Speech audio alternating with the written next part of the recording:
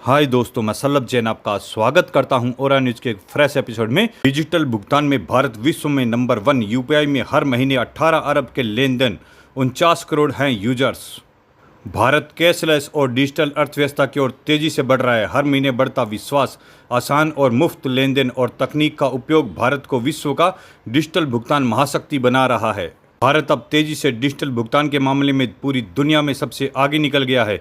अंतर्राष्ट्रीय मुद्रा कोष की नई रिपोर्ट खुदरा डिजिटल भुगतान का बढ़ता चलन अनुसार भारत की यूनिफाइड पेमेंट इंटरफेस इस क्रांति का मुख्य आधार है। यूपीआई से लेन देन का तरीका बदला। 2016 में national payments corporation of India की तरफ से शुरू किया गया यूपीआई आज भारत में पैसे भेजने और पाने का सबसे तेज, आसान और भरोसेमंद तरीका बन चुका है।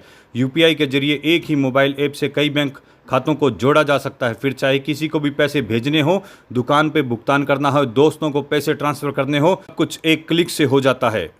हर महीने 18 अरब का लेन देन। आज भारत के हर महीने 18 अरब से ज़्यादा लेन देन यूपीआई के जरिए हो रहे हैं। जून 2025 में यूपीआई से 18.39 अरब लेन देन के जरिए 24.03 लाख करोड़ रुपए का भुगतान संसाधित किया गया। पिछले साल जून में यह आंकड़ा 13.88 अरब लेन देन था, यानी एक साल में करीब 32% की बढ़त दर्ज की गई। 49.1 करोड़ लोग, 65 लाख व्यापारी जुड़े। आज यूपीआई से 491 मिलियन 49.1 करोड़ लोग और 65 लाख व्यापारी जुड़ चुके हैं। यूपीआई पर 675 बैंक एक साथ काम करते हैं, जिससे कोई भी व्यक्ति किसी भी बैंक खाते से किसी को भी भुगतान कर सकता है, बिना बैंक के नाम को चिन्हित किए। डिजिटल लेन देन का 85% हिस्सा। भारत में जितने डिजिटल लेन देन होते हैं उनमें से 85% यूपीआई के माध्यम से होते हैं। इतना ही नहीं, पूरी दुनिया के 50% रियल टाइम डिजिटल भुगतान अकेले भारत के यूपीआई से होते हैं।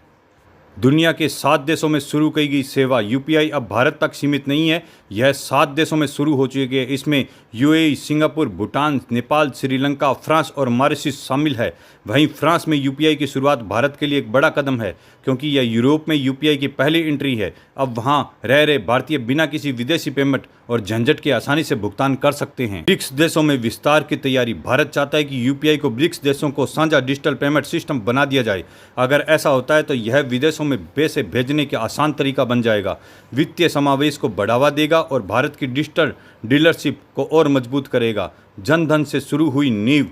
यूपीआई की यह सफलता की नींव वर्षों से पहले जन धन योजना में रखी गई थी। इस योजना के तहत 2025 तक 55.83 करोड़ बैंक खाते खोले जा चुके हैं। इन खातों में करोड़ों लोगों ने पहली बार बैंक की सुविधा प्राप्त की है। सरकारी योजनाओं का पैसा सीधा खाते में मिलने लगा है और लोगों को सुरक्षित बचत का विकल्प मिला है। भारत माता की जय।